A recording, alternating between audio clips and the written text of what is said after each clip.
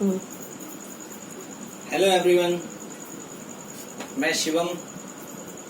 इस चैनल में PCS study circle Delhi में आप सभी का स्वागत करता हूं। गाइस, हम एसएससी सीजीएल और एसएससी सीएचएसएल के टियर 1 के लिए जीएस पढ़ेंगे। जीएस आप एक बहुत इम्पोर्टेंट टॉपिक है, क्योंकि ये 25 क्वेश्चंस को कवर करता है जो आपको 50 मार्क्स देते हैं, और ये एक ऐसा पोर्शन है जो बहुत कम टाइम टेकिंग होता है। आप max to max 7 to 8 minutes में आप इसको कवर कर सकते हैं। और सबसे बड़ी बात है कि इसमें आपको ये नहीं है, कोई कंफ्यूजन नहीं है। आप एक सेकंड में क्वेश्चन देखते हैं, आपको पता चल जाता है आपको आ रहा है या नहीं आ रहा है। ठीक है, कई बार आपको पता है इनमें से 2 ऑप्शंस आपको आ रहे हैं, 2 आपको एलिमिनेट कर सकते हो और आप इजीली क्वेश्चंस को सॉल्व कर सकते हो। मतलब एक स्कोरिंग टॉपिक है। ठीक है, तो बहुत इम्पोर्टेंट हो जाता है हमारे लिए। अगर हमें अच्छा स्कोर करना है सीएचएसएल या फिर सीजीएल के टियर 1 में, तो हम आज से एक न्यू सीरीज शुरू करेंगे जिसमें हम एसएससी सीजीएल और एसएससी सीएचएसएल के लिए जीएस पढ़ेंगे।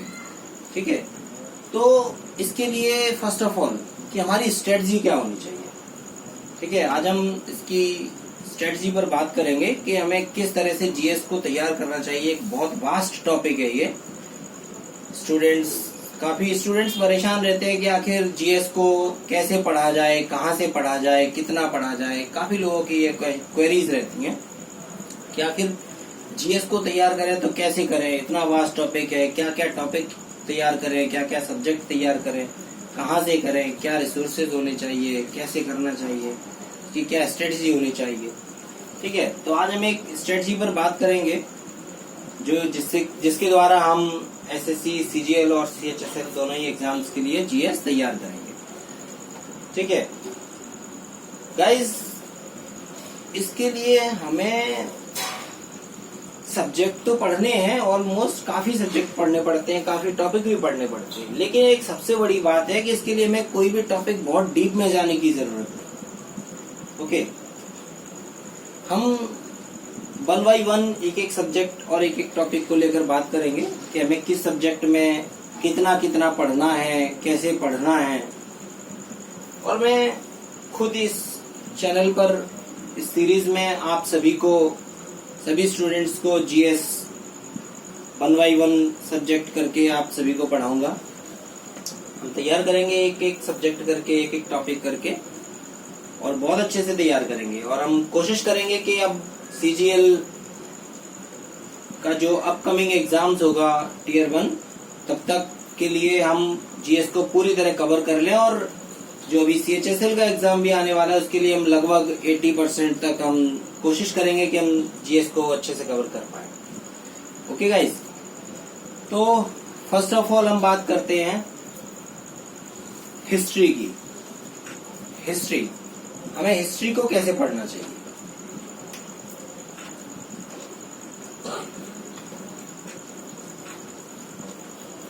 फर्स्ट ऑफ ऑल हिस्ट्री की बात करेंगे। अब हिस्ट्री में पहले क्या पैटर्न था कि एसएससी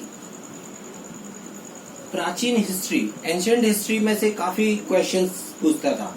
लेकिन अब पिछले 2 साल में एसएससी का ट्रेंड चेंज हुआ है। वो एंशिएंट के बजाय मिडिवल, और मिडिवल से अब मॉडर्न पर पहुंच गई है।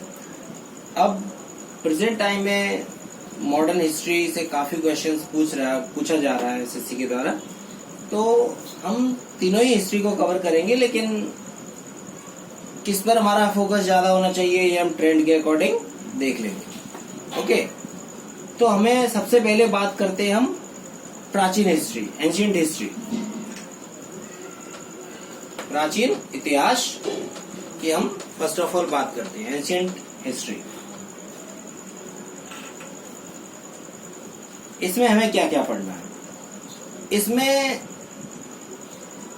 हमें स्टार्टिंग करेंगे हम, इसमें जो हमारे टॉपिक है जहाँ से एसएससी ऑलमोस्ट क्वेश्चंस पूछता है, बहुत डीप में ना जाके हमें काफी लाइटली लेकर, मतलब काफी ऊपर से ही पढ़ना है, बहुत डीप में जाने की जरूरत नहीं है। तो हम पहला टॉपिक पढ़ेंगे सिंधव सभ्यता, या इसको हड़प्पा सभ्यता भी कह सकते हैं।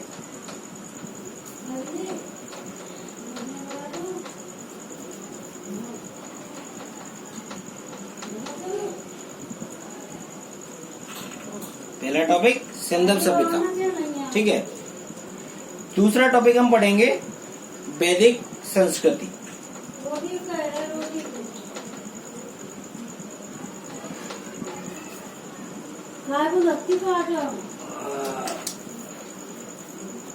वैदिक सभ्यता में हम वैदिक संस्कृति में हम ऋग्वैदिक काल और उत्तर वैदिक काल दोनों ही को हम तैयार करेंगे, ठीक है। इसके बाद तीसरा टॉपिक हम देखते हैं कि राइज ऑफ मगध जो है उससे बहुत कम क्वेश्चंस कभी नहीं पूछता, लगभग अब तक तो कभी नजर में नहीं आया। कोई कभी एक आधी क्वेश्चन पूछ लिया जाए एक्सेप्शनली तो वो अलग बात है, ठीक है। तो हम इसके बाद करते हैं हर्यक वंश। काफी क्वेश्चंस पूछे जाते हैं हर्यक वंश से।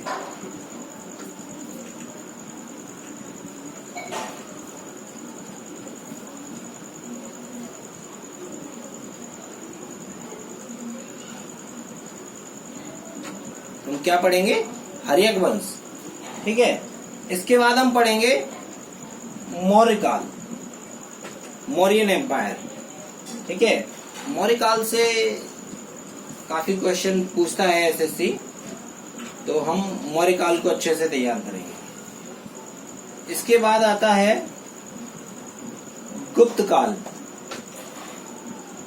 एसएससी गुप्त काल से भी काफी क्वेश्चंस पूछे गए हैं अब तक, लास्ट ईयर क्वेश्चंस पेपर्स को देखा जाए तो। गुप्त काल हमें इसमें बुद्धिज्म या जैनिज्म या ऐसा कुछ पढ़ने की कोई आवश्यकता नहीं है। राइज ऑफ मगध वगैरह में कोई आवश्यकता नहीं है, क्योंकि वहां से एसएससी ने कभी कोई क्वेश्चन नहीं पूछा। और ये जो भी टॉपिक हम पढ़ रहे हैं सभी को हम काफी डिटेल में जाने की कोई जरूरत नहीं। इसके बाद हम पढ़ेंगे कुछ जो मौर्य काल और गुप्त काल के साथ में कुछ जो वंश चल रहे थे साइड बाई साइड, जैसे कि नंद वंश था,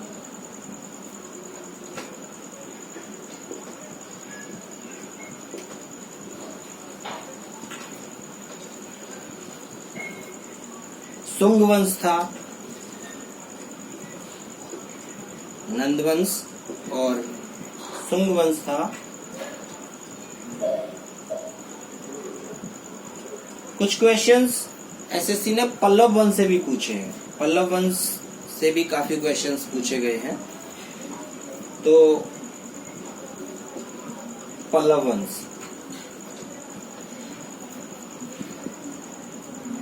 इसके बाद चालुक्य वंश, कभी कोई एक आधी क्वेश्चंस पूछ लिया गया है चालुक्य वंश से।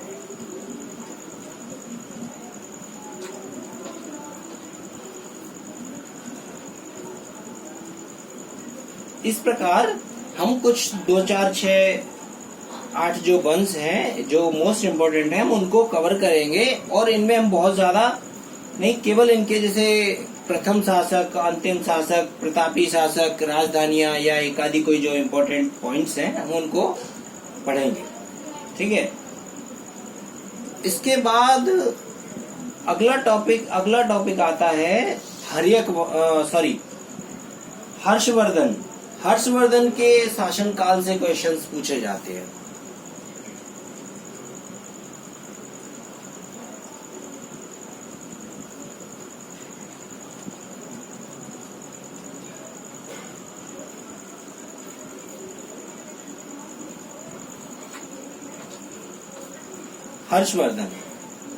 हर्षवर्धन के अलावा एक छोटा सा टॉपिक है जिसको हम नोट में अलग से ले सकते हैं, जैसे कि या फिर इनके साथ में भी ले सकते हैं। जो हमारे यहाँ जो विदेशी यात्री आया करते थे, जिन्होंने विदेशी वृत्तांत लिखे हुए हैं, जैसे कि मेगास्थनीज वगैरह, अल्बरूनी और फायन वगैरह, तो ये एक विदेशी यात्री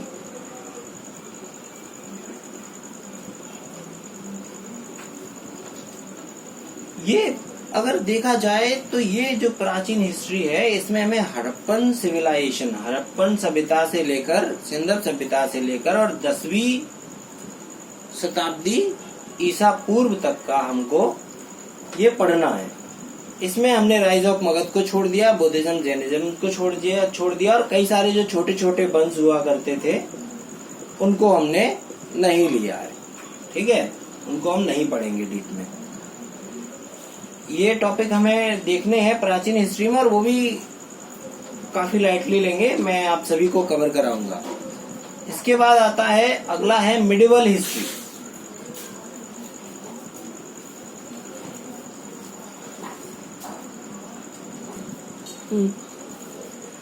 इसके बाद हम पढ़ेंगे मध्यकालीन इतिहास, मिडिवल हिस्ट्री। एक्चुअली गाइस क्या होता है, कई टीचर्स कई एक्सपर्ट्स बता देते हैं, उन्होंने सीधा बोल दिया कि हमको प्राचीन हिस्ट्री में क्या तैयार करना है, हड़प्पन सभ्यता से लेकर 10वीं शताब्दी ईसा पूर्व तक का इतिहास। तो गाइस कई बार स्टूडेंट्स को लगता है अरे इन्होंने तो बहुत कम कंटेंट बताया है और यहाँ कई सारा कंटेंट बता रखा होता है। तो गाइस एक्चुअली बात क्या है, बात एक ही है। या तो मैं ये कह दूं कि हड़प्पन सिविलाइजेशन से लेकर आपको 10वीं शताब्दी ईसा पूर्व तक का पढ़ना है, ठीक है, एक छोटी सी बात हो गई, लेकिन उसमें बहुत कुछ दिया हुआ है, आप सब कुछ पढ़ लेंगे। लेकिन मैंने ये सब कुछ ना पढ़ने की आवश्यकता नहीं है, इसलिए मैंने ये सब कुछ आपको बाइफरकेट करके एक एक चीज आपको बताइए कि हमें पढ़ना कितना कितना है, किस किस टॉपिक में से हमें पढ़ना है, किस किस टॉपिक को हमें पढ़ने की आवश्यकता है और उनमें से हम कितना कितना पढ़ेंगे, ये हम देखेंगे। ठीक है, अब बात करते हैं हम मध्यकालीन इतिहास की। ठीक है, मध्यकालीन इतिहास में क्या है, सबसे पहले हम पढ़ेंगे दिल्ली सल्तनत।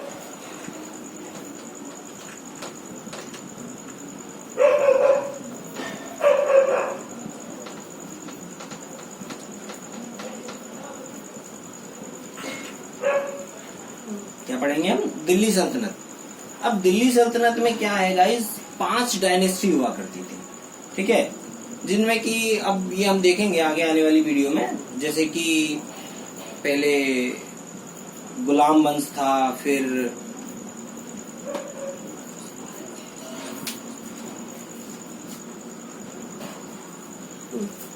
जैसे गुलाम वंश था, खिलजी वंश था, तुगलक वंश था और सैयद वंश था, लोधी वंश था। इस तरह की ये 5 डायनेस्टी हैं जिनको हम कवर करेंगे और इनमें भी हमें कोई बहुत डीप की जरूरत नहीं है। इनके जो प्रथम शासक थे या फिर कोई प्रतापी शासक था या फिर किसी ने कोई आर्किटेक्चर कराया है, कुछ बनवाया है जो बहुत फेमस है, तो उनके बारे में थोड़ा थोड़ा हम कवर करेंगे। इसके बाद अगला टॉपिक है मुगल काल।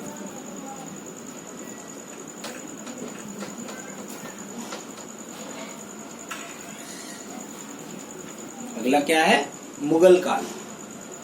मुगल काल में गाइस हमें बहुत ज्यादा डीप में जाने की, बहुत सारे जो भी जितने भी मुगल कालीन शासक रहे सबको बहुत अच्छे से पढ़ने की आवश्यकता नहीं है। जैसे बाबर आए थे तो बाबर ने कुछ थोड़ा बहुत उनके जो युद्ध हैं, उन्होंने जो युद्ध लड़े थे, जिनको पराजित किया, उनको हमें 1-2 को पढ़ना है। इसके अलावा हुमायूं के बारे में कुछ खास नहीं पढ़ना, कोई जरूरत नहीं है, हम स्किप कर सकते हैं। लेकिन अकबर को हम स्किप नहीं कर सकते। अकबर, मुगल काल के अंदर हमें अकबर को बहुत डीप में पढ़ना है। अकबर के बारे में काफी क्वेश्चंस पूछता है एसएससी, तो अकबर के शासनकाल से रिलेटेड हमें काफी कुछ पढ़ना पड़ेगा। इसके बाद जहांगीर, शाहजहां, कुछ खास नहीं पूछा जाता, कभी एक आधी क्वेश्चन कोई आ गया तो आ गया, अदरवाइज कभी नहीं पूछा जाता। लेकिन हाँ, औरंगजेब, इसके बाद अगला है औरंगजेब।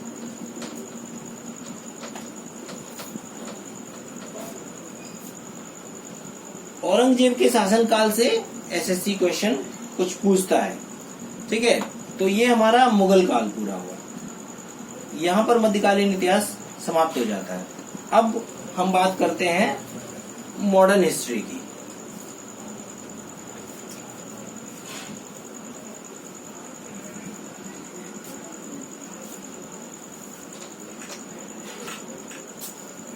अंग्रेजी में लिख दिया करो, अंग्रेजी में तो सिर्फ समझ लेते हैं।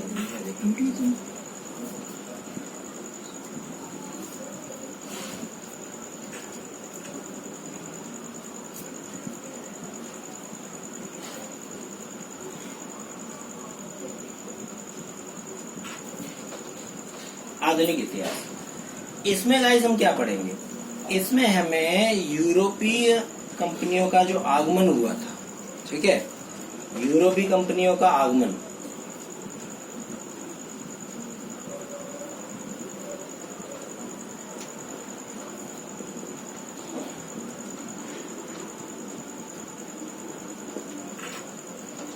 यूरोपीय कंपनियों का आगमन पढ़ने के बाद हमें बहुत सारे टॉपिक पढ़ने की आवश्यकता नहीं है। हम सीधा इसके बाद जो भी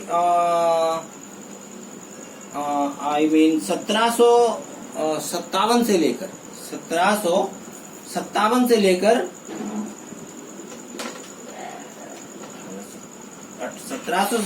लेकर 1857 तक के 1757 से लेकर 1857 तक ब्रिटिश जो ईस्ट इंडिया कंपनी थी और हमारे जो भारत के बीच जो भी युद्ध हुए और जो भी संधियां हुई, उन सभी को हम पढ़ेंगे।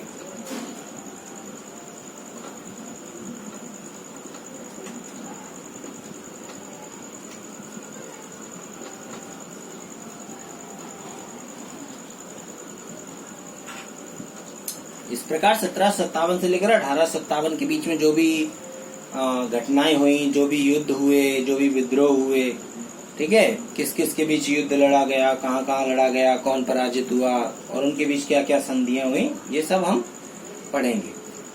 1857 के बाद गाइस हमें पढ़ने की आवश्यकता नहीं है, हम इसके बाद स्किप कर सकते हैं और हम इसके बाद शुरू करेंगे टॉपिक इंडियन नेशनल कांग्रेस, भारतीय राष्ट्रीय कांग्रेस की स्थापना।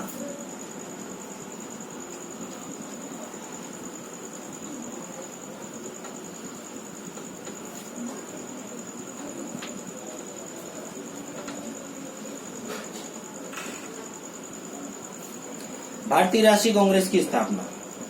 अब यहां से गाइस हमको सारे टॉपिक, लगभग केवल टॉपिक के अंदर बहुत ज्यादा डीप जाने की जरूरत नहीं है। मैं आपको पढ़ाऊंगा कि हमें कितना पढ़ना है टॉपिक के अंदर। आप लोग इतना ज्यादा ये ना सोचिएगा कि ये इंडियन नेशनल कांग्रेस से लेकर हमें 1947 तक का पढ़ना है, ये तो बहुत हो गया। लेकिन ये बहुत नहीं है, ये बहुत शॉर्ट सिलेबस है और मैं आपको बहुत शॉर्ट तरीके से और बहुत अच्छी ट्रिक के साथ पढ़ाऊंगा कि आपको याद करने की जरूरत ही नहीं पड़ेगी, पढ़ते पढ़ते आपको याद हो जाएगा। तो इंडियन नेशनल कांग्रेस की स्थापना से लेकर टिल 1947 1947 तक यहां तक कि हम सभी घटनाओं को पढ़ेंगे। जैसे कि इसके बीच में बंगाल विभाजन हुआ, मुस्लिम लीग की स्थापना हुई, सूरत विभाजन हुआ, दिल्ली दरबार हुआ, है ना, और स्वदेशी आंदोलन हुआ। तो इस तरह से जो भी घटनाएं हुई हैं, गोलमेज सम्मेलन हुआ, असहयोग आंदोलन हुआ, है ना, स्वराज पार्टी की स्थापना हुई, क्रिप्स मिशन हुआ, साइमन कमीशन हुआ, ये सभी घटनाएं हम 1 by 1 तैयार करेंगे। तो ये हुई हमारी हिस्ट्री की बात।